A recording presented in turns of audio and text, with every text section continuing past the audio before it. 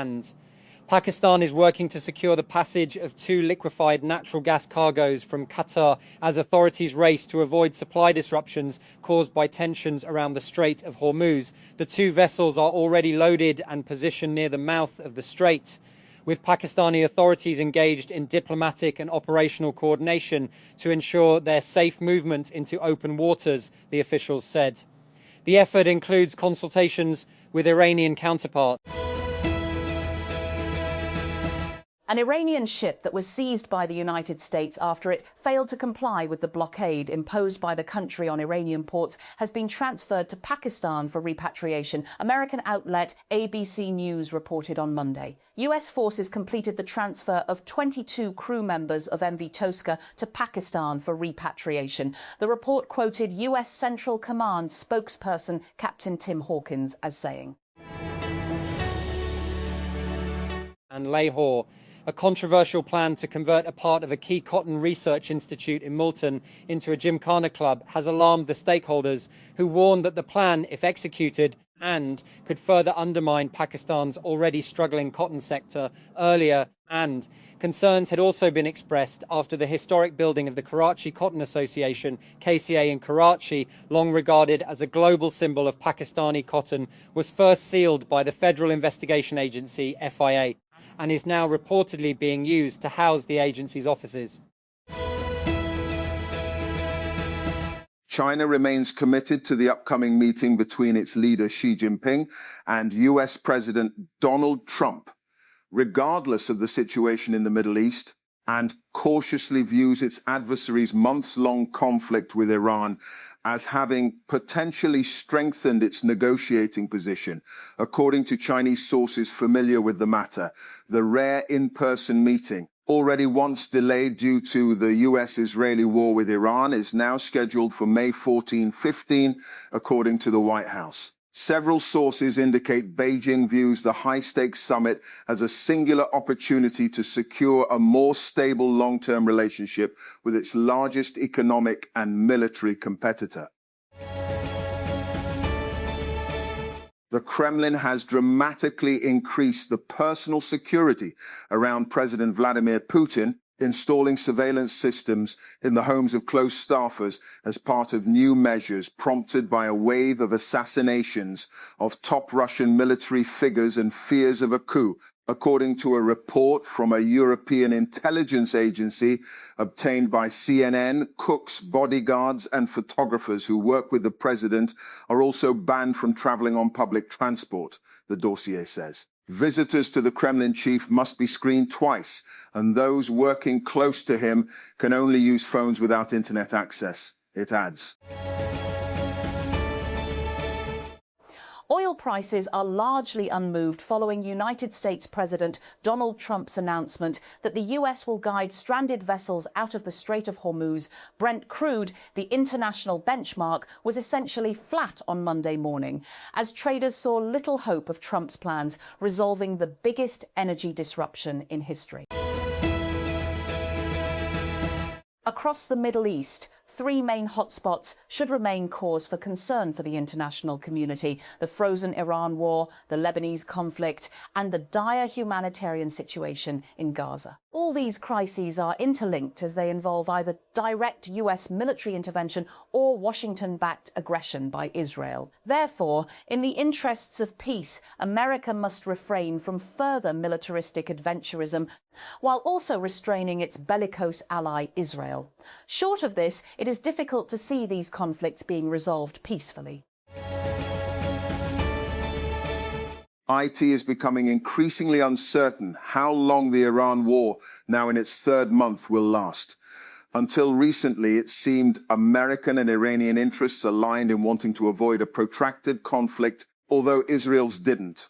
That impression gained strength when they held their first, and so far only, face-to-face talks in Islamabad last month. After that, the peace process faltered, and a second round of negotiations proved elusive, despite intense efforts by Pakistan, supported by key regional states. Pakistan's active mediation subsequently involved exchanging messages and negotiating proposals between Tehran and Washington.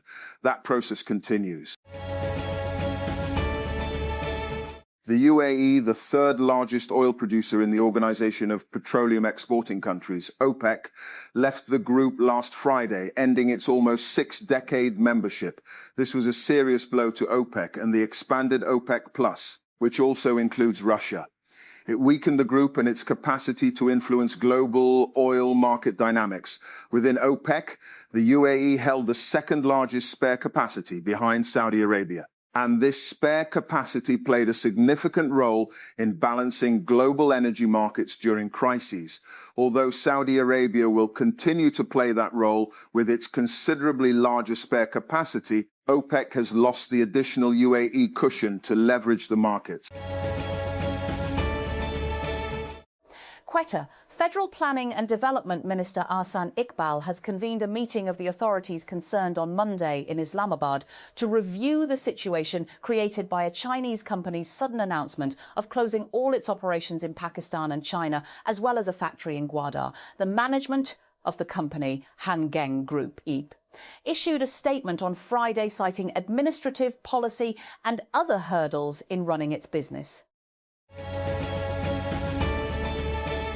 The near-term future of a strong grassroots democracy remains uncertain despite escalating pressure for it in an intensifying national debate, with the country's ruling parties apparently unwilling or unable to uphold principles underlying the empowerment of the third tier of government. The views vary among and within political parties, with political leaders often divided between those who stand for some sort of limited empowerment of the local government (LG) system and those who seek devolution of political, administrative and financial responsibility to the elected local representatives as provided under Article 140A of the Constitution. When Spirit Airlines shut down overnight Saturday, cancelling all flights, letting go of 17,000 employees and telling ticket holders to just not come to the airport, people were flabbergasted but also bereft. For all its indignities, Spirit was cheap. Then one of them had an idea. Hunter Peterson, a voice actor with frequent flyer grievances, posted a TikTok asking, what if 20% of American adults chipped in the price of a Spirit fare and just bought it? He called it Spirit 2.0, owned by the people. Within hours, he'd thrown up a website, a janky one-hour job by his own admission, and by Sunday, 36,000 founding patrons had pledged nearly $23 million, crashing his servers in the process. Establishment Division transfers encadred officers, many of whom are close to retirement, to KP and Balochistan. Under rotation policy, these postings were supposed to go to younger officers. IGP says matter will be taken up with Islamabad. Estab's secretary claims rotation policy suspended at province's request Lahore. The Establishment Division has transferred 10 police officers from Punjab to hard areas in Khyber Pakhtunkhwa and Balochistan for a mandatory period of 1 year. Despite concerns about their advanced age and health, Dawn has learnt. 3 people have died on a cruise ship in the Atlantic, with at least 1 confirmed to have suffered from hantavirus, a rare disease transmitted to humans from rodents. Health authorities are now investigating a suspected outbreak of the virus on the MV Hondius, which is sailing from Ushuaia in Argentina to Cape Verde. A suspected hantavirus outbreak on a cruise ship in the Atlantic Ocean has killed 3 people and sickened at least 3 others. The World Health Organization said Sunday in a statement to the Associated Press. The WHO said an investigation was underway, but that at least 1 case of hantavirus had been confirmed. And Vinicius Jr. struck twice in the second half as Real Madrid won 2-0 at Espanyol in La Liga on Sunday to keep their slim title hopes alive. With 4 matches remaining, Barcelona leads the standings on 88 points, 11 clear of second-placed Real, whom they host at Camp Nou next weekend in a Clásico that could confirm the Catalans as champions for a second successive season. And Jean-Luc Mélenchon, the leading politician in France's left-wing Unbowed party, says he will run in next year's presidential election, setting up a potential showdown with centrist and right-wing rivals. Yes, "I am a candidate," the 74-year-old told TF1 TV on Sunday. And Italian teenage prodigy Kimi Antonelli won the Miami Grand Prix for Mercedes on Sunday and wrote his name in the Formula One record books with his third victory in a row from pole position. The youngest driver ever to lead the championship at 19 years old, Antonelli also became the first to take his first 3 career wins from the top slot on the grid, and also the first in 5 editions of the race to win in Miami from the front row. President Donald Trump has said that the United States will free up ships stuck in the Strait of Hormuz starting on Monday, suggesting that his administration will break the Iranian blockade on the strategic waterway. Trump said on Sunday that the push, dubbed Project Freedom, would be a humanitarian gesture, warning Iran against interfering with the operation. You've seen this comic before. An anthropomorphic dog sits smiling, surrounded by flames, and says, "This is fine." It's become one of the most durable memes of the past decade, and now AI startup Artisan seems to have incorporated it into an ad campaign.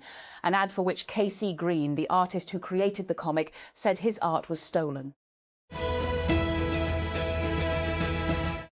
German Chancellor Friedrich Merz has tried to downplay tensions with the United States after Washington announced plans to reduce the number of American troops in Germany. Merz said US plans to withdraw troops have no connection to the rift with Donald Trump over his strategy in Iran. And 3 people have died after a suspected hantavirus outbreak on a cruise ship sailing in the Atlantic Ocean, the World Health Organization has told the BBC. 1 case of hantavirus has been confirmed, with 5 more suspected cases under investigation, it said. 1 British national is reportedly in intensive care.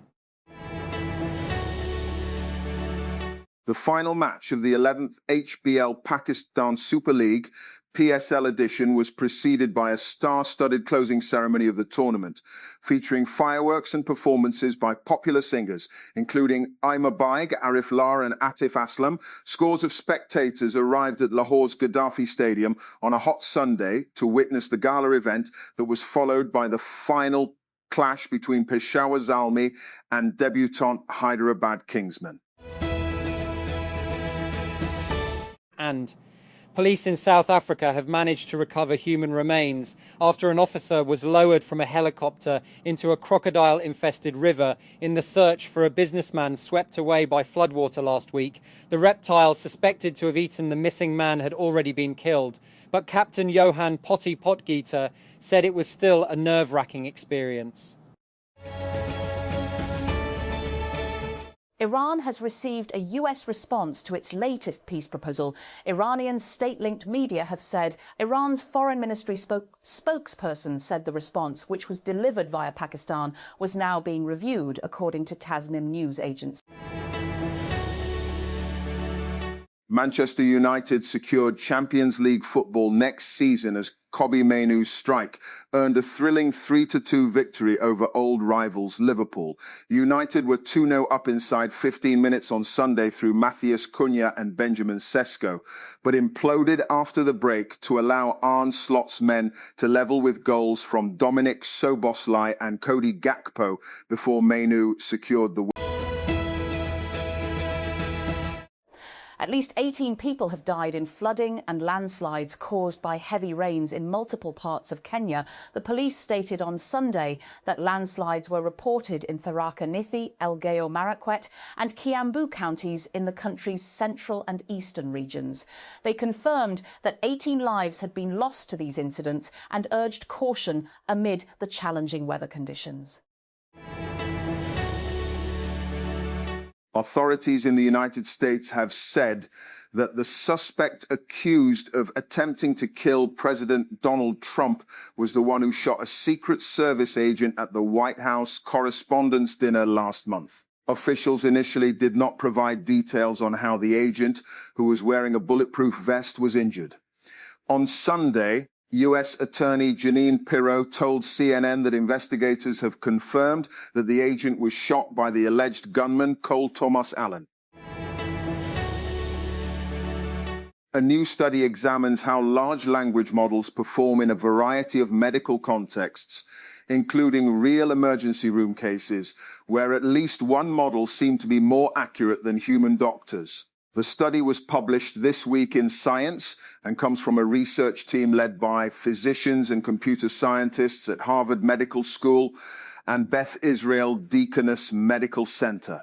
The researchers said they conducted a variety of experiments to measure how OpenAI's models compared to human physicians.